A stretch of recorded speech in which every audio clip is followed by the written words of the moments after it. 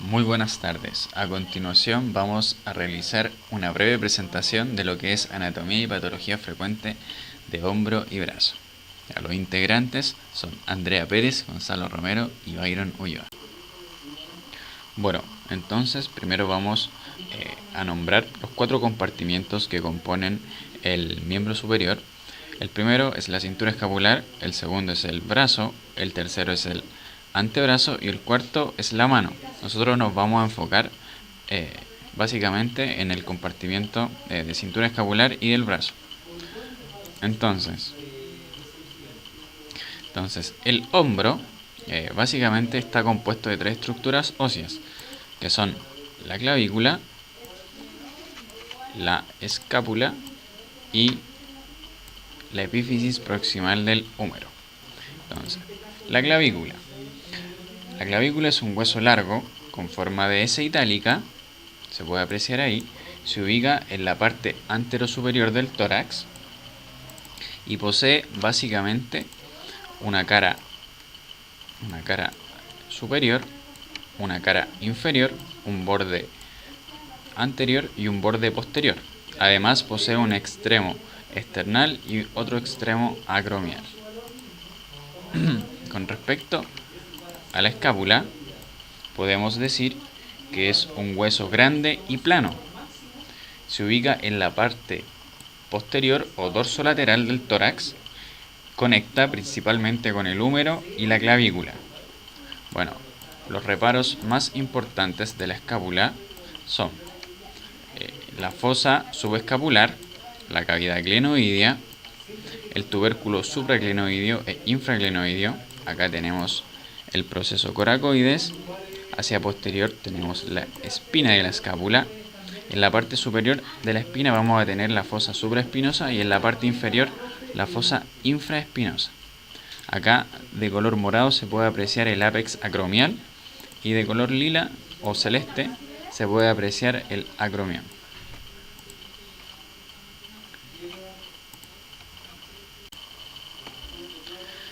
Entonces, bueno, el húmero es un hueso largo. Es largo porque su eje longitudinal es mucho más grande que su eje transversal y tiene 2 epífisis, una proximal y una distal, ¿ya? Y al centro posee su diáfisis. Bueno, en la epífisis proximal podemos observar que la cabeza del húmero va a articular con la cavidad glenoidea de la escápula. Bueno, otros reparos importantes que podemos observar son el tubérculo mayor, el tubérculo menor, la corredera bicipital o surco intertubercular. Bueno, ahí de amarillo se puede ver el cuello anatómico y de verde el cuello quirúrgico. Si nos acercamos a la diáfisis, ahí de color lila podemos observar la tuberosidad deltoidea. Y si nos vamos a la epífisis distal, vamos a observar básicamente los siguientes reparos: epicóndilo medial, epicóndilo lateral, la tróclea, el cóndilo del húmero. Acá de azul vamos a observar la fosa coronoidea y acá de celeste vamos a ver la fosa radial. Hacia posterior podemos observar otra fosa que va a ser la fosa olecranina, donde se va a insertar el olecranon de la ulna.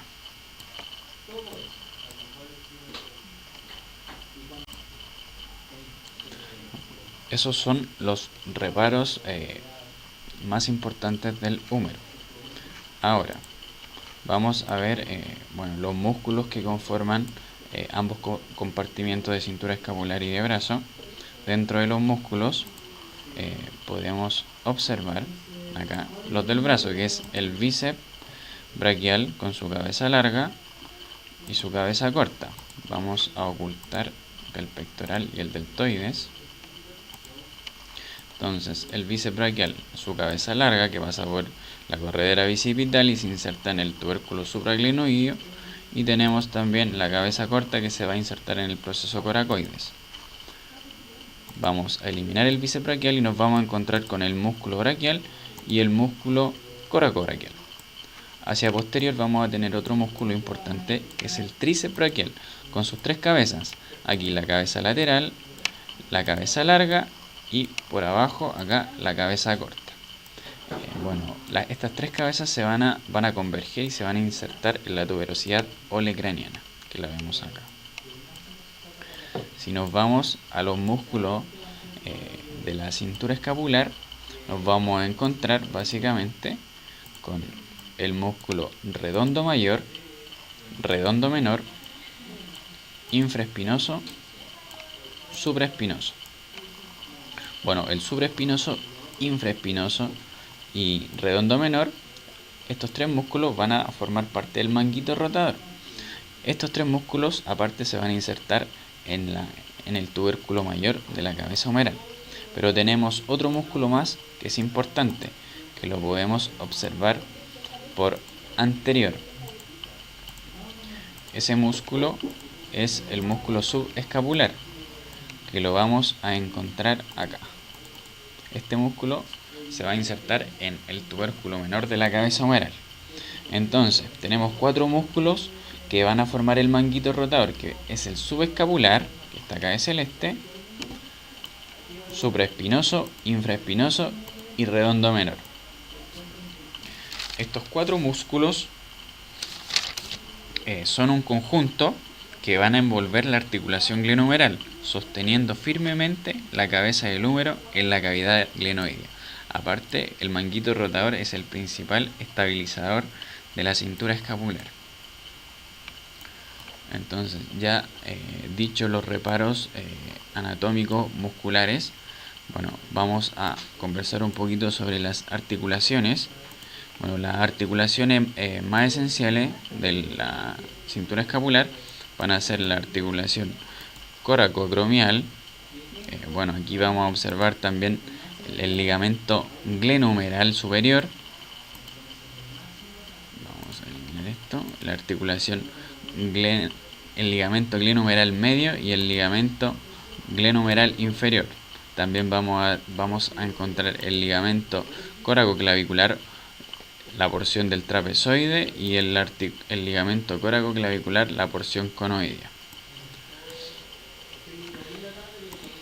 Bueno, ahora vamos a nombrar las patologías más frecuentes que afectan al compartimiento del hombro y del brazo.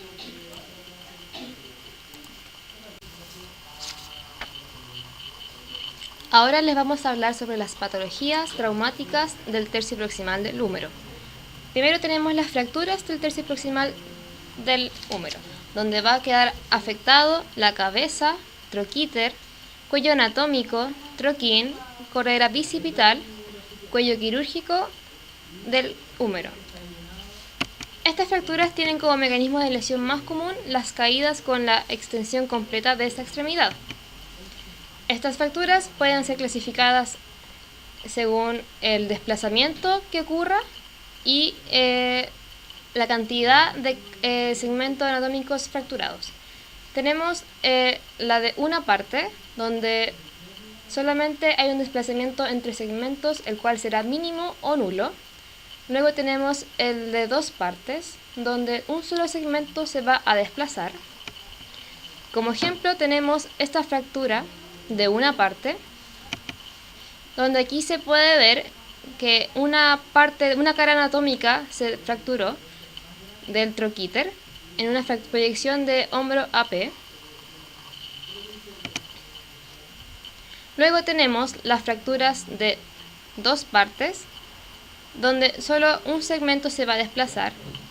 Tenemos después la de tres partes, donde dos segmentos se desplazan y una tuberosidad se va a mantener unida a la cabeza del húmero. Y finalmente tenemos las de cuatro partes, donde se desplazan tres segmentos y ambas tuberosidades se desplazan de la cabeza humeral.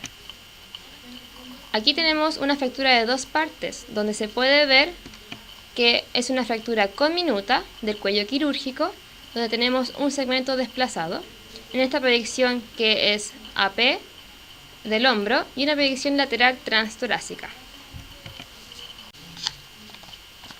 A continuación tenemos las fracturas de clavícula, las cuales serán clasificadas según NIR, según tipo 1, si este desplazamiento es nulo o no es significativo y no tiene daño de ningún ligamento.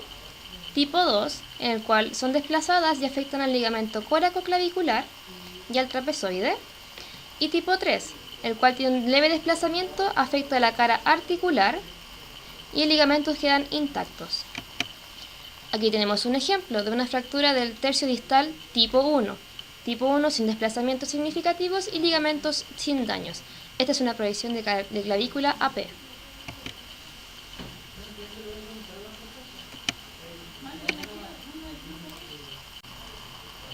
Luego tenemos las fracturas de escápula, la cual va a ser clasificada según la zona afectada.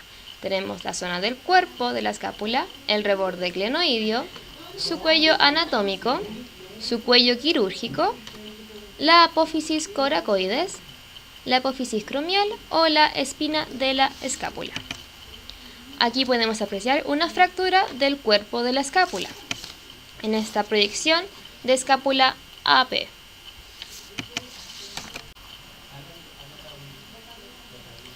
Ahora vamos a hablar sobre las luxaciones del hombro.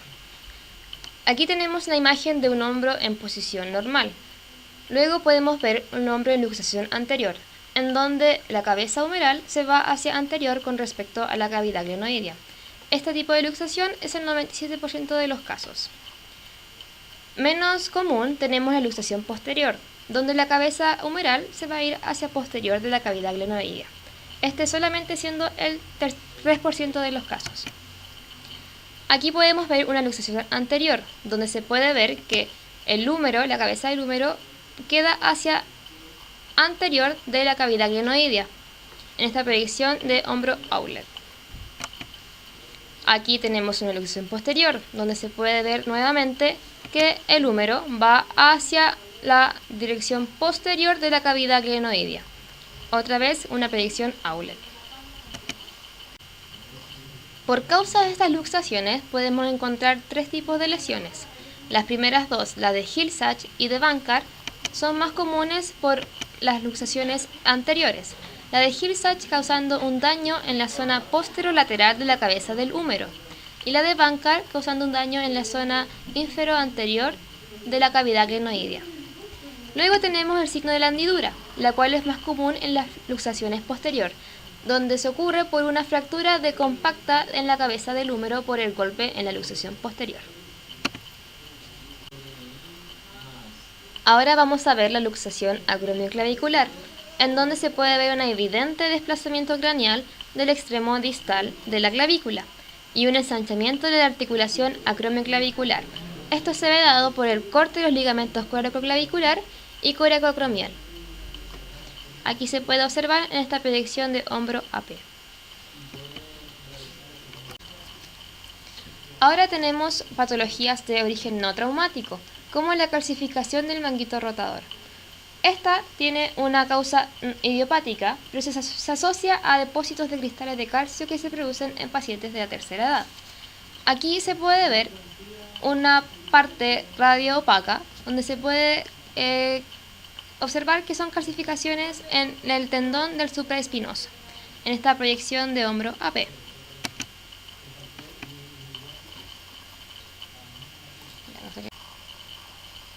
Ahora tenemos la artropatía de hombro, donde encontramos la artrosis, que es una enfermedad degenerativa que afecta al cartílago articular, destruyendo la articulación.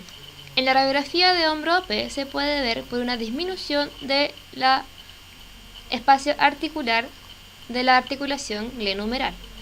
Esto ocurre por un desgaste del cartílago, el que produce que después haya un roce entre las dos estructuras óseas.